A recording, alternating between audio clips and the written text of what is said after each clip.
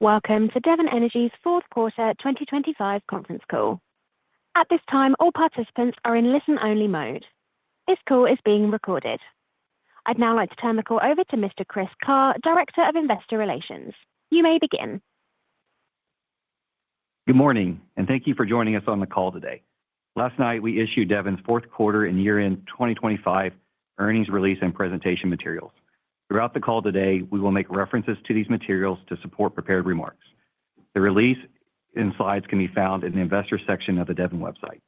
Joining me on the call today are Clay Gaspar, President and Chief Executive Officer, Jeff Ritenour, Chief Financial Officer, John Raines, SVP Asset Management, Tom Hellman, SVP E&P Operations, and Trey Lowe, SVP and Chief Technology Officer.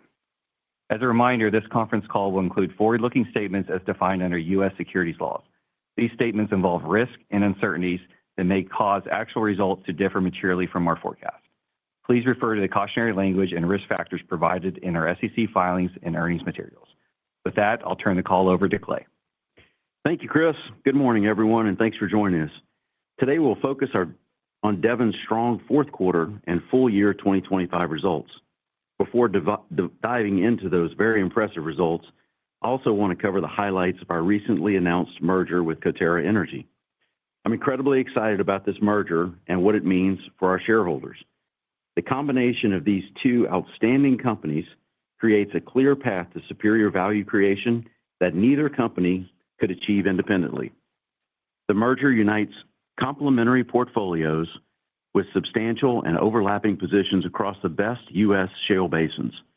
At the heart of this combined portfolio is a world-class position in the Delaware Basin, which will generate more than half of our total production and cash flow, backed by a decade-plus of top-tier inventory. Beyond the Delaware, the geographic diversity and balanced commodity mix provide strength throughout the volatility of the commodity price cycle. The scale and operational overlap of our combined platform will unlock substantial value. By implementing best practices, optimizing our cost structure, and maximizing our infrastructure utilization, we will capture significant synergies. In total, we expect to deliver $1 billion in annual pre-tax run rate synergies by year-end 2027. To be clear, these synergy targets are incremental to our business optimization program and reflect true operational and efficiency gains. And importantly, if there are any net reduction in activity levels, these capital savings will be incremental to our announced $1 billion target. I want to emphasize that we have a strong record of delivering on these business optimization wins. Our proven framework and experience will be leveraged to identify, deliver, and communicate these merger synergies. Another critical benefit to this transaction is the enhanced free cash flow generation from the pro forma company. With this uplift, we plan to accelerate capital returns to shareholders through higher dividends and expect a significant new share repurchase authorization to deliver cash returns consistent with best-in-class peers. Bottom line, this transformative merger checks all the boxes and positions us to be an industry leader that delivers differentiated value to investors. With that strategic perspective, let's now turn back to Devon's impressive fourth quarter and full year 2025 results, which demonstrate the strong operational and financial momentum that we're bringing to this combination. Let's turn to slide 4 for a deeper look on how our disciplined execution delivered another quarter of exceptional results. As you can see displayed on the left, beating on production, operating costs, and capital results in an impressive free cash flow for Q4.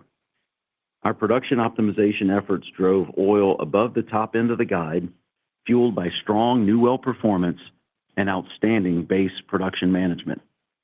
Operating costs significantly improved from the start of the year, reflecting enhanced reliability and relentless operational efficiency. Capital spending finished 4% better than guidance as we continue to capture drilling and completion efficiencies through advanced technology and a culture of continuous improvement. Combined, these efforts translated into $700 million of free cash flow, positioning us to return substantial value to shareholders. I want to emphasize that these results are not just one-off isolated wins. They are direct outcomes of disciplined execution across our entire portfolio. This consistency is evident in our full-year performance and reflects the effectiveness of both our strategy and our team.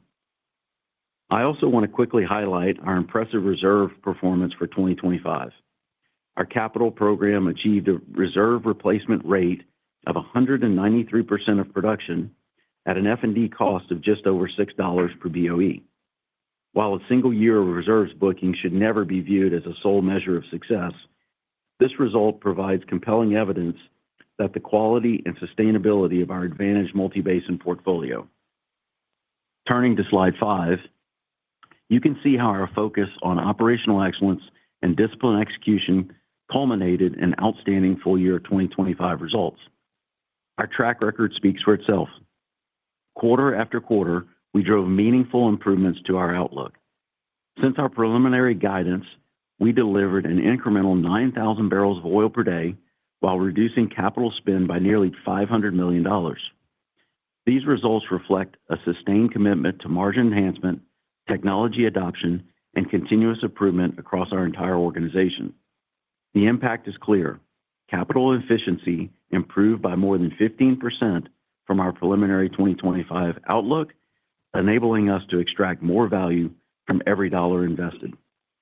Turning to slide 6, as we've showed many times in the past, our capital efficiency results rank consistently among the very best in the industry. On the left-hand side of the slide, our well productivity stands more than 20% above peer average. On the right side, Devon's capital efficiency outperforms industry by 13%. Together, leading well productivity and capital efficiency translate directly into the strong free cash flow generation that powers our cash return framework. Turning to slide 7, another critical driver of Devon's strong performance is our business optimization program. In less than a year, we have captured 85% of our billion-dollar target, and we are firmly on track to achieve the remaining savings during 2026. As an aside, I think it's important to remind you that this goal is focused on sustainable free cash flow. The progress of this goal will manifest in multiples of this dollar amount to our enterprise value. This outlook of continued progress is supported by several key catalysts. The planned term loan repayment in the third quarter will deliver $50 million in annual interest savings. At the same time, we are accelerating the implementation of AI-enabled artificial lift optimization and advanced analytics well beyond the pilot programs that we've mentioned on prior calls. Additional benefits will come from operating cost improvements through condition-based maintenance and enhanced drilling and completion cycle times. Beyond these initiatives, we have more than 100 active work streams focused on driving sustained base production gains while reducing the capital required for our maintenance programs. Most importantly, this initiative has fundamentally transformed how we operate. Continuous improvement and the accountability are embedded into our culture, empowering our teams to deliver sustainable value well beyond the initial target. Business optimization is no longer a program with an end date. It has become core to how Devon operates every single day.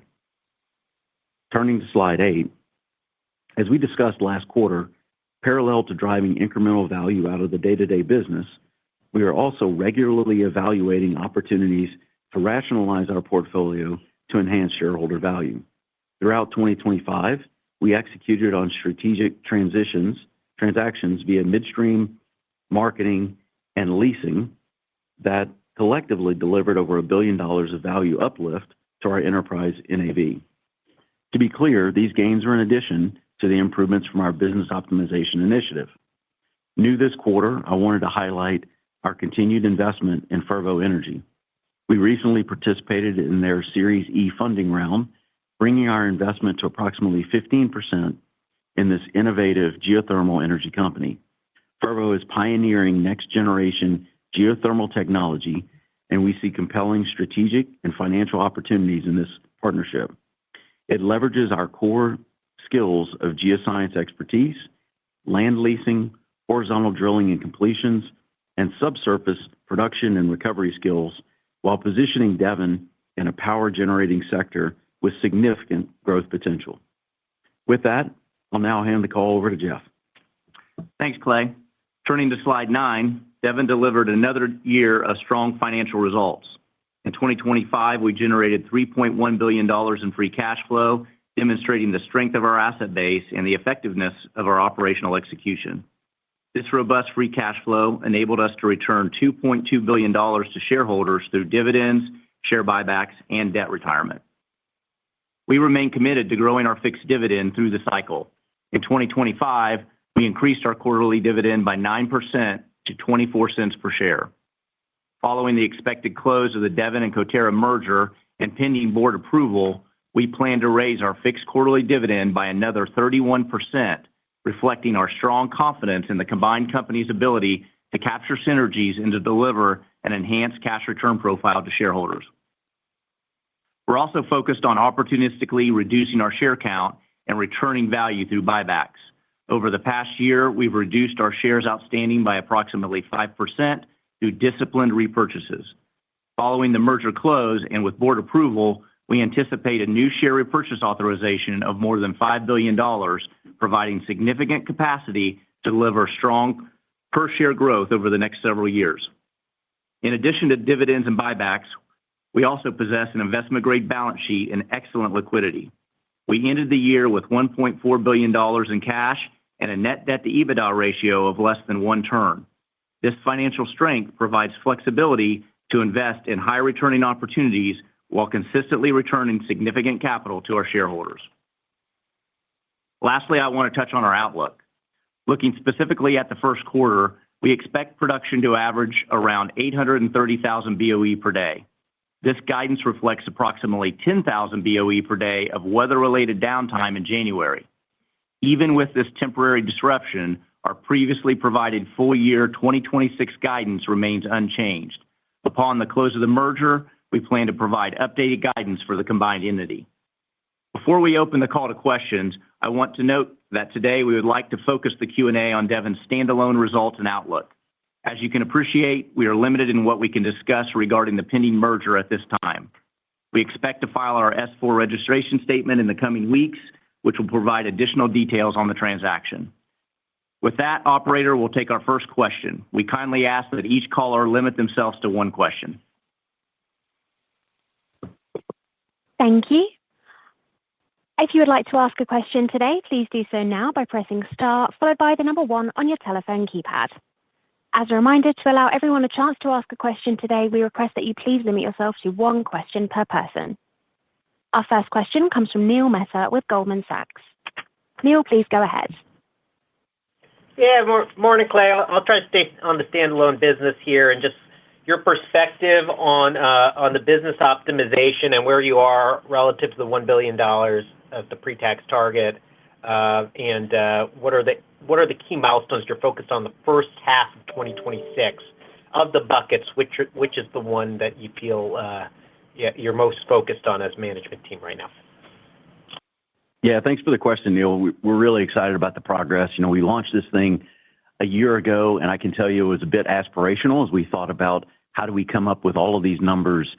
We knew that there was so much more potential to unlock, but we didn't have a line-by-line, attribution to each individual piece. And I can tell you, it's been really exciting to see the organization just really unlock around this. As we've talked about before, it's been a very heavy leaning on technology.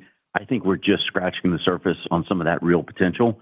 But as we mentioned in the prepared remarks, 1 year in, we're now at 85%. We have clear line of sight to being able to achieve the full $1 billion.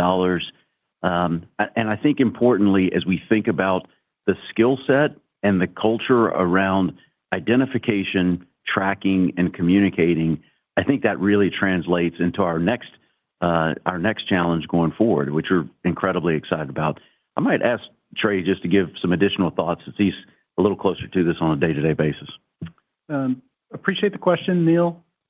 Clay mentioned this in our opening comments that we now are up over 100 work streams that we're tracking related to business optimization. We have a ton of confidence in what we see coming forward. over the last few quarters, we've talked a lot about what we're doing in the production space, specifically with trials around gas lift optimization and a few other topics. What I can confidently say and what we're really excited about at the team level is a lot of the investments we've made in artificial intelligence and in the platforms that we've built over the last year are really coming to fruition in the production space. We've seen those advantages already in the drilling results that we've had, but we're going to start to see over first quarter and second quarter of a lot of the projects that we trialed in the second half of 2025 start to scale. And so as we scale these things, which all of these technologies are very scalable, we'll do that across the entire organization. We're going to see a lot of benefits flow through on the production side, ultimately resulting in kind of our ability to lower capital long term, and we'll see improvements on the LOE. Thanks, guys. Our next question comes from Neal Dingmann with William Blair. Neal, please go ahead. Morning, Clay. Thanks for the time. My question's on the Delaware position, I guess, whether it's standalone or pro forma. I'm just wondering, with a larger upcoming position, I'm just wondering, is there plans to target even longer laterals and potentially upspace the wells to boost results? And then I'm just wondering, will you continue to be as active on the ground game there as you've been in recent months? Yeah, thanks for the question, Neal. The Delaware Basin is just an incredible piece of business, stack of rocks, and a great place to work. And so incredibly excited about our current position and the pro forma position as well. What I would tell you is, the truism of the best place to find oil is where you found oil before continues to hold true. We think about additional landing zones. We think about innovative technology. We think about improving recovery. We think about flattening our base decline, lowering our downtime. All of these mechanisms that we are so excited about absolutely translate into this incredible position that we have in the Delaware Basin. As we go forward, you bet we're going to be in a very strong financial position to be opportunistic as we have been. I think that continues, in a position of strength. How we think about those opportunities, I think we'll be in a great position to maximize those opportunities. So thanks for the question. Thanks, buddy. The next question comes from Doug Leggett with Wolfe Research. Doug, please go ahead. Thanks. Good morning, Clay. You're making it hard for us. Now, we all want to ask questions about the merger and all that stuff, but we'll try and behave ourselves and not do that this morning. So, Doug, we want to talk about it as well. I do want to ask you a question about I hear you. Yeah, well, I don't want to waste my question on something you're not going to answer, so I'm going to try something else. Exploration, Clay, you and I have talked about this before, about perhaps the loss of collective capability on some of your peers. We're seeing speculation, or perhaps not so much speculation, that you guys are now looking internationally. I wonder if you could just frame for us, whether it's conventional or unconventional, domestic or international, what is the role of exploration in Devon? And if I may ask you to opine just on a broader issue, what does this say about the maturity of U.S. shale, if indeed you are pursuing opportunities elsewhere? Yeah, that's a great question, Doug. I'm happy to talk about it. When I think about it, internally, we have some terminology we use around pillars. Pillar one is make Devon a better Devon. And that's clearly, the focus around this business optimization, all of the work we're doing with technology, leaning in, efficiency, that just translates into everything else that we do. And importantly, buys us the credibility to be able to consider things above and beyond just making Devon a better Devon. The pillar two is a little bit more organic in nature. And these are things that, we mentioned Fervo on this call. We think about what the potential is from there. We've talked about exploration. We've clearly been interested in understanding the potential, not just here in the U.S., but, around the globe. But I would tell you, those are long-dated investments, long-dated relationship builds, things that we need to evaluate over time. And as we know, the best time to evaluate those are when you're in an incredible position of strength. And so I think about our portfolio today, the free cash flow that we just displayed in full year 25, as I look forward to our capabilities kind of going forward, this is exactly the right time for us to really think about leveraging not just our financial strength, but our operational strength. And so when I think about the skills that we have and really exporting that, or at least leveraging that into other opportunities, these things can be multiple years in the making. What we want to make sure that we are in position is that, one, we really objectively understand the skills that we currently have, how we evolve those over time, where business opportunities are in adjacent businesses or businesses that look slightly different than what we do today, and then really hunt for those opportunities where those kind of that Venn diagram overlaps and be in a ready position to be able to capture those opportunities, albeit most of those will evolve over time, but be ready to capture those and be positioned for that opportunity when those do come up. What I would tell you is, please don't mistake any work that we're doing for next decade opportunities to conflate anything of a lack of confidence in the near term. The confidence in the near term is exactly why we need to be doing things to think about the next decade for Devon and well beyond the positions that we're in today. Again, from an opportunity, a position of strength, that's exactly what we're doing, continuing to refine the skills that we have, think about things creative and beyond our current footprint, and then and be ready for when those stars do align that we can jump right on them. Can you confirm the Kuwait interest, Clay? Yeah, what I would tell you is we have explored interest in a lot of places. That's a long, long way from, putting material dollars to work. What I would tell you is to really understand the potential that we have. For example, the work that we're doing in resource plays domestically, clearly there will be opportunities internationally. For us to understand and evaluate where that potentially could fit in our long-term horizons, we absolutely need to be engaged in those conversations, getting our name out there, participating in that, so that we can understand the surface challenges, the kind of above ground risks, and how do we quantify that and put it in context to other opportunities that we have. So while I'll avoid commenting on any one particular deal, because I think it's way too early for any of that, I can confirm that we are exploring a lot of different ideas and opportunities so that, one, we have a better kind of relative positioning and an understanding of what will absolutely fit us best for our longer term horizons. Thanks for the question, Doug. Terrific. Thanks. Thank you. The next question comes from Kalei Akamine with Bank of America. Please go ahead. Hey, good morning, guys. My question is on cash OpEx. I'm noticing that LOE plus GP&T on the full-year guide is lower than 1Q26. Can you kind of talk about the cadence of the lower cost there and whether it's reflective of the GP&T optimization efforts on the NGL front? Clay, this is John. You cut out a little bit, so jump in if I'm not answering your question. But just for the cadence on OpEx for the full year, we've continued to make consistent improvements in our workflow, our workover optimization.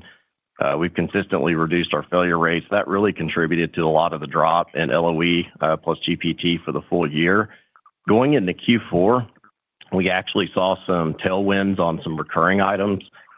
Trey mentioned and Clay mentioned in his comments the condition-based maintenance approach. We're very early innings in that. We're starting to scale that. We started changing some of our maintenance approaches in the Delaware Basin, and we've already seen some costs come out of the system. And so that contributed to the Q4 number. From a power standpoint, we've also energized 2 microgrids in the Delaware Basin. With that, we're able to release a lot of site-specific generation. So just good blocking and tackling on the LOE front. About the time you cut out, I think you were talking about Q1. We do see an uptick there on LOE plus GP&T. Really what's driving that is twofold. One, it's a little bit of a soft spot in our volumes for the year. As Jeff mentioned, we had the weather downtime that hit us in Q1. But then very specifically, we've got line of sight to just some higher workover activity in the Williston that was mainly weather-driven, and then some workover activity in the Eagle Ford that was driven or is driven by some well cleanouts. On the GP&T front, you did see the drop-off in Q4, and that is absolutely related to one of our new gathering and processing contracts going effective in the Delaware Basin. And so that's at a much lower rate, and you're seeing that contribute as well. Sorry for dropping off, but you did answer the question, John. Thank you. Okay, thank you. The next question comes from John Freeman with Raymond James. Please go ahead. Yeah, thank you. Just following up on the last question on the OpEx side. It sounded like, Clay, maybe that when you talked about sort of the expanding of the automation of the artificial lift optimization, and I think you said it's sort of above and beyond what y'all had contemplated previously. I'm just trying to get a sense, does that mean that there's potential that y'all could ultimately exceed that kind of $1 billion target with just sort of, whether it's that or some of the other catalysts that y'all sort of outlined on slide 7? I'm just trying to get a sense of what's left to be accomplished for the $1 billion and if there's potential upside based on some of this.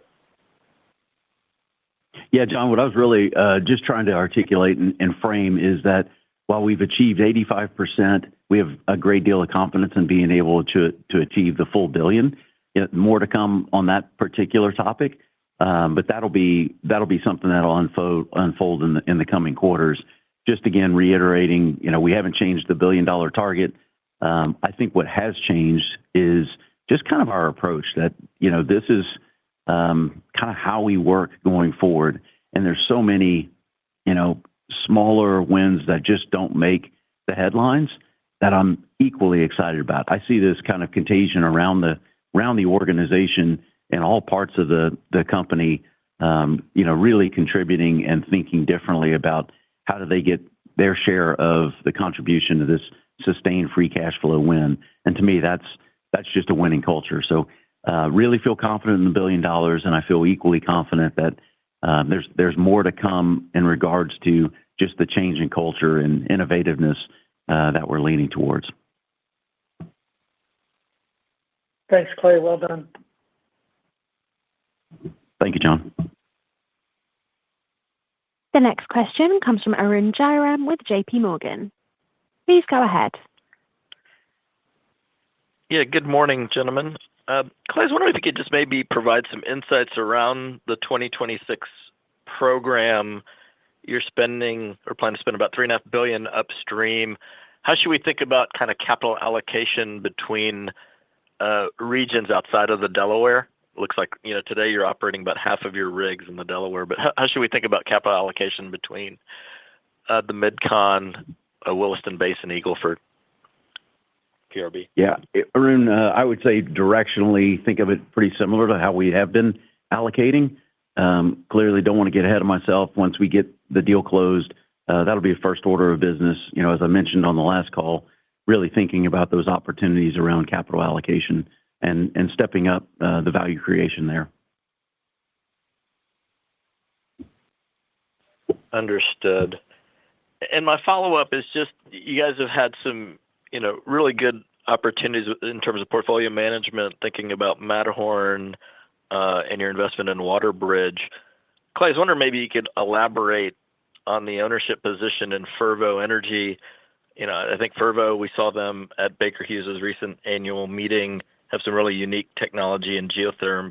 But talk about, the decision to invest in Fervo and value creation potential for Devon shareholders from that. Yeah, thanks for the question, Arun. This is Trey. I've been a part of the kind of Fervo investment decision since we started at Devon. And honestly, we originally got introduced to the team there through some of our technical contacts on the engineering and geoscience side. Fervo is a pioneer in a space with enhanced geothermal systems, and that basically means they're using horizontal drilling and multi-stage hydraulic fracturing to build out geothermal systems. And it looks a lot like what we have led the way on with subsurface interpretation and with how we've characterized, as an example, hydraulic fractures. And so we got to know them on the technical basis originally. Then we, met the management team, got to know the founders really well, and ultimately started to really see a lot of the things that we liked about what Fervo was doing, and wanted to support them and to better understand that geothermal business.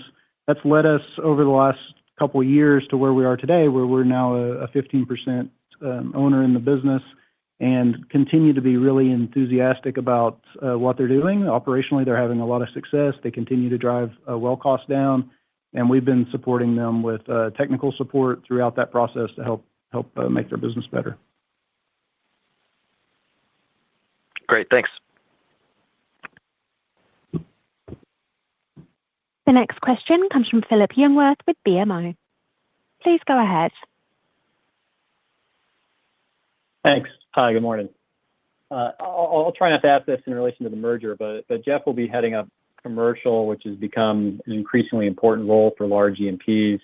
So the question's more just how do you see the commercial opportunity for Devon standalone, and where's the current focus now for the company?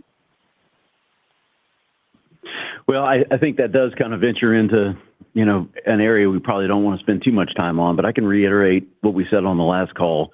Once we get the company combined, the management team, the new board, I think it's going to be a really exciting platform to reevaluate, as I just mentioned, some things near term like capital allocation, but also thinking about asset rationalization, thinking about some of these long-term opportunities.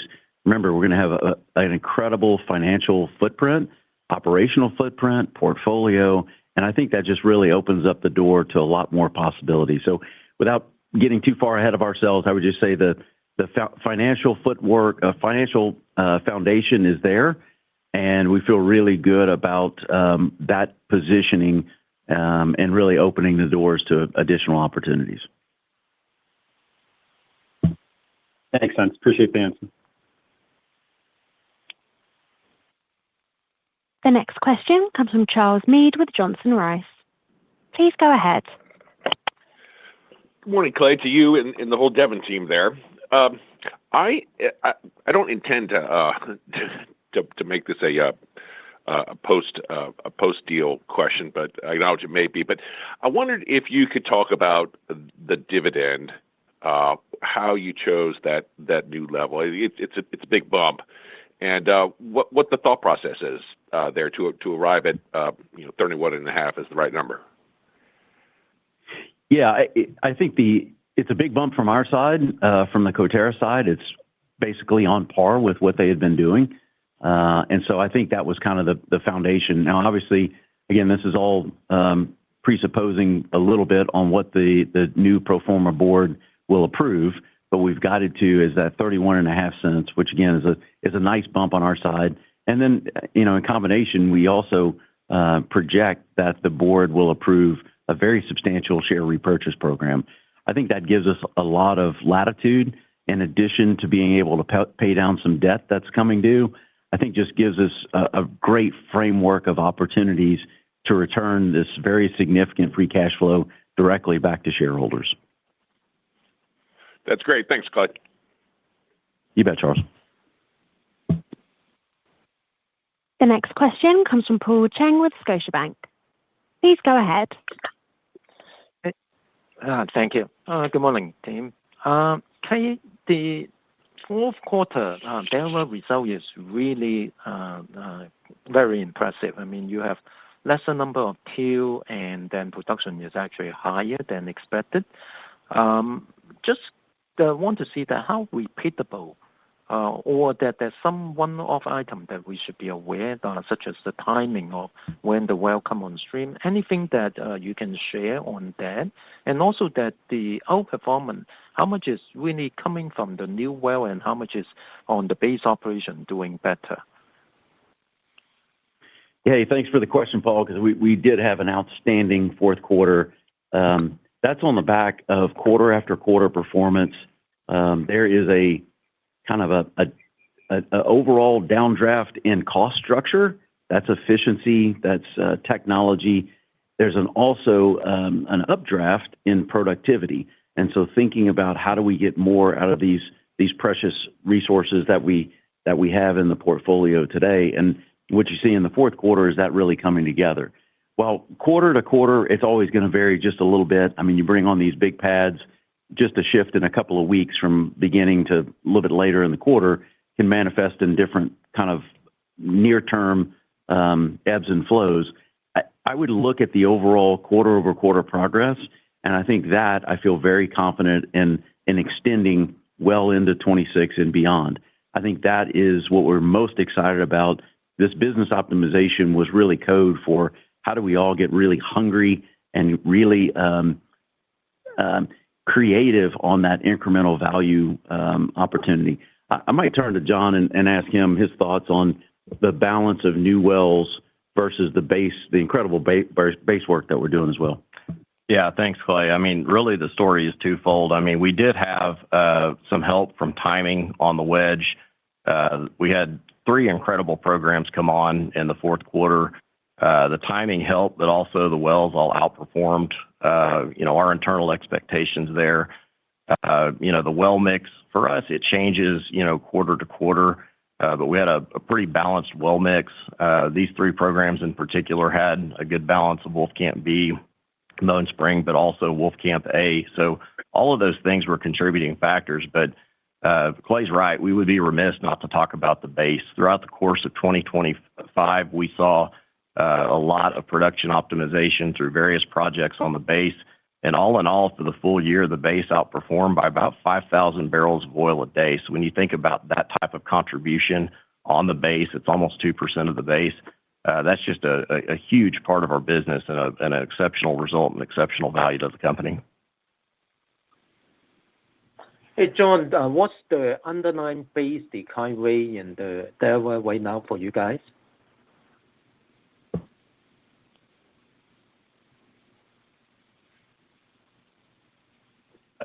Paul, if you were asking about decline rates, right now, yes, our base decline rates right now, it's right in the mid 30%. It's 30% range. Is that changed from previously? Or that is still the same? No. Because I would imagine with your better base operation, your underlying decline rate should be lower or should be less. Yeah, I'd say we've had some tailwinds on the base. The decline rate itself hasn't changed dramatically year over year. Now, granted, we're call it 1 year into a lot of these production optimization projects. What I would tell you is our downtime is significantly lower. Historically, that was in the 7% range. As we go into this year, we're looking at something inside of 5%. So that's really where you're seeing a lot of the base wins show up. Thank you. Thank you.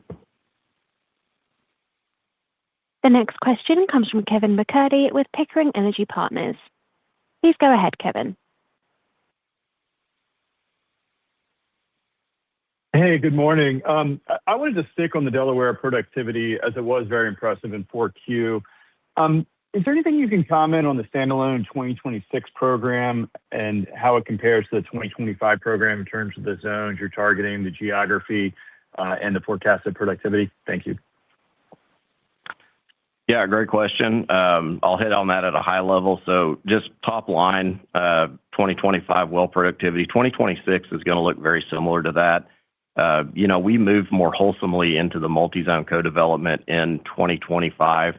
We're firmly into that development methodology, so you'll see very consistent well productivity in 2026. When I think about the mix, the one thing I would ask folks to consider is I'm going to talk about the full year, but these things can vary pretty significantly quarter to quarter. But as I think about the program, about 90% of our activity is going to be weighted to New Mexico. When I break that down a little bit further, kind of by area, we'll see a little bit of an uptick in Todd this year. In the Delaware, it's about 30%. Cotton Draw is about 25%. State Line's about 15%. And then the balance of that activity is really spread out across the remainder of the Delaware Basin. Zone mix is another thing. We've got a lot of diversity in the zones for 2026, just like we did in 2025. But just to break it down at a high level, we're about 40% Wolfcamp, we're about 45% Bone Spring, and about 15% Avalon. So all those things very similar to 2025, and because of that, we're expecting pretty consistent year-over-year well productivity. Great detail. Thank you.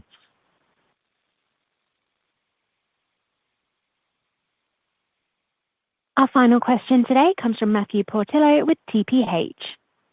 Please go ahead. Good morning, Clay and team. I actually had a question on the Bakken. Looking at the state data, you already have an impressive mix of 3-mile laterals in the development program. As you continue to shift more capital to the Grayson acreage, I was just curious how that mix shift might change for 3- and 4-mile lateral development moving forward and what that might mean for the break-even of the asset base.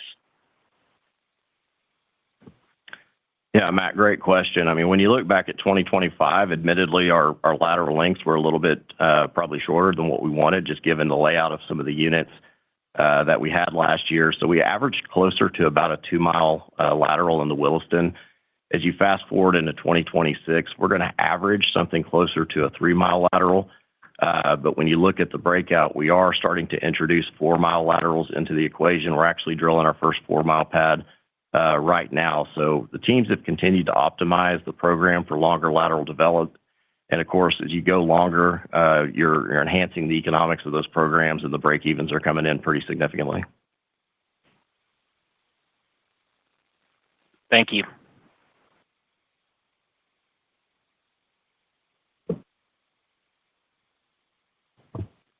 It looks like we've kind of exhausted the question list. Thanks for your interest today. And if you have further questions, please reach out to the investor relations team. Have a good day. Thank you everyone for joining us today. This concludes our call, and you may now disconnect your lines.